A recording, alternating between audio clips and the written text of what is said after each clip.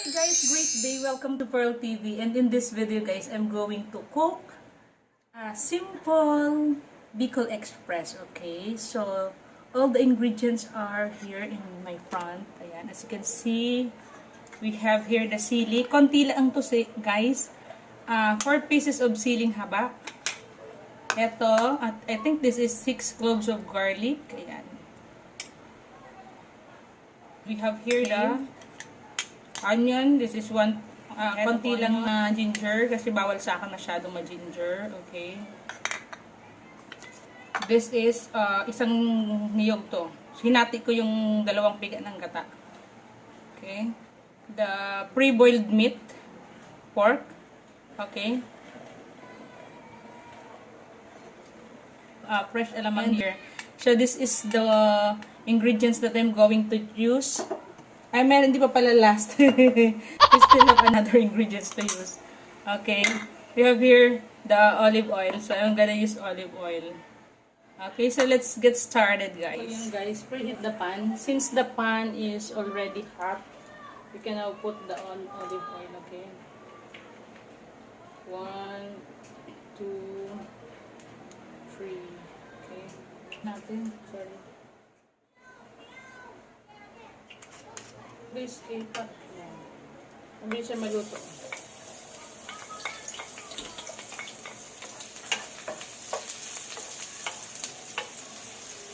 Ito guys.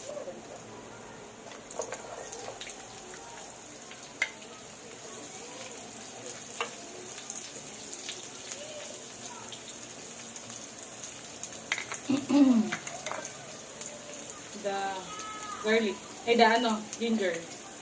Sabay na natin.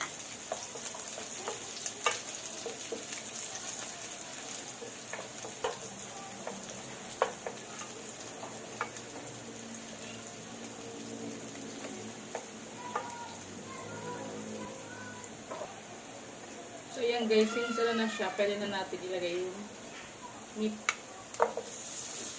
Pre-cook na ito guys. Okay. Stir-fry lang natin siya guys.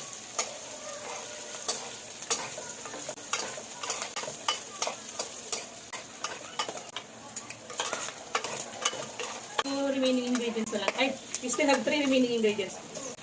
Okay, bigyan na natin itong bagoong. Ito na ito.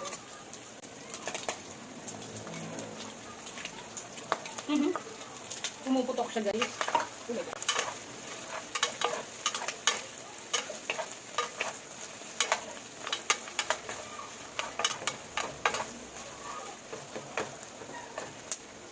Dagdagan pa natin guys, kung sa tingin niyo hindi pa ganun kaano.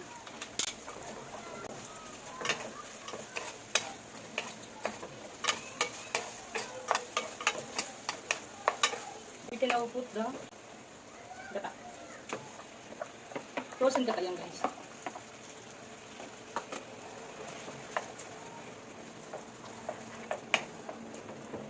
Quick and easy.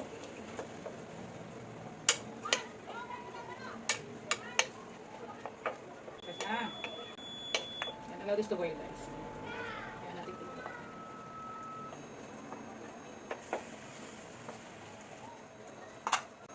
We can now add sili guys. Hinugasan ko muna ito guys. Hinugasan ko siya ahead of time. Okay, pwede nyo din alisin yung mga seeds if you want. Okay, so ayan. Pinawasan ko yun ng seeds. And I use a strainer. Konting lang. Pwede din natin lagyan ng siling labuyo. Yung pula. If you want to. Kami sa probinsya talaga, sobrang dami ng sili. Tapos, we use the fresh alamang whenever we cook Bicol Express, okay? So, this time, bagoong yun yung available ko. Nakalimutan ko bumili sa palengke ng fresh alamang. I have that, diba? So, paboil na lang natin, guys. And, husgahan natin afterwards.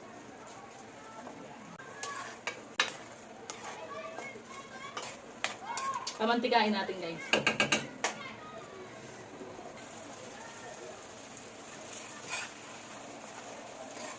So, niluluto ko lang guys yung sili. Pag luto na yung sili, pwede na. Kasi yung meat nga guys, ahead of time, luto na din siya. Okay, pinakuluan ko na yan guys ng bongga sa kaldero kagabi. Dito, doon ko din ginawa yung pansaw ko sa chapsoy. At I always still, mixture for the for the magluluto kasi ako din so ng pakbet. So meron pa akong liempo doon na tinabi para sa pakbet, puro meat ang saw gano. Wala kasi tayong ano eh, tinapa no. Ayan guys, pamantikain lang natin guys yung gata. Then tingnan natin if it's done. Okay? So pagluto na yung sili. So this is a new recipe. Na-inspire lang ako kay Ma'am Liz TV, shout out.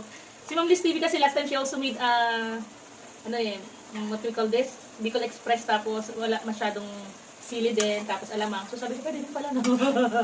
So it's very nice talaga to support others channel from time to time. Kasi we're learning from the others content, diba? So ayan. Ako ba naman ako pag nanonood ako ng mga video niya, I watch the full videos for me to learn. Right? So ayan, pamantikain natin. Titikman ko lang, kukuha ko ng malinis na kutsara para wala siyang, ano, makuha ko yung taste ba. Bagong kutsara to guys. Uy, nagmamantika na siya guys, oh. Ah, sarap ng amoy. Sili. Another kutsara ha, this is not the same as what I did in my mouth. Kulang siya sa anghang guys. So si Shasha can also appreciate this. I can also add a spicy one. But pwede na din siguro to. I-ano lang natin. Wait lang. Ayun guys, so meron kasi ako mga ready na dito na mga sili. So we can get one. Para may spicy siya, diba? I-ano ko siya. Ayan. We'll make durog na lang. Para maanghang siya.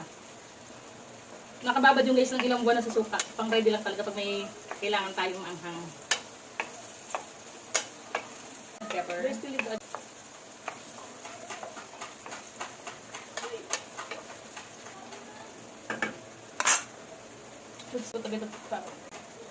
Medyo matabang siya guys. Kasi nga, na-dissipate na yung ano, yung alat sa gata. Ayan o. Lagyan ko ng konting asin.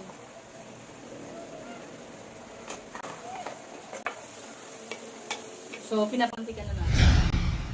So, yung guys, nakita nyo guys yung gata, mantika na siya.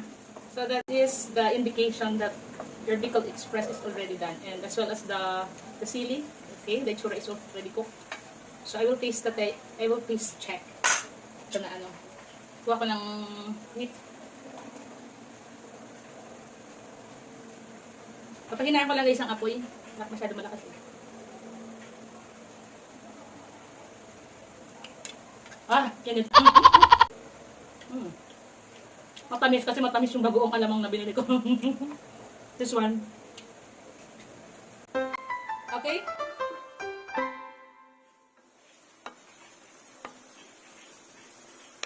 So it's done guys. I hope you learned something from this video and you would love to give a like, comment, subscribe, and ring the bell button in order for you to be get notified whenever I post a new video.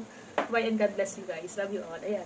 It's a thumbs up. Masarap. Pwede din sa bata. Magugustuhan din ng bata eh. That's the advantage of ano yan o. Magugustuhan din siya ng kids. Bye! Hindi siya masyadong maanghang. Even though ay ano, nagdurog na ako ng sili. Okay?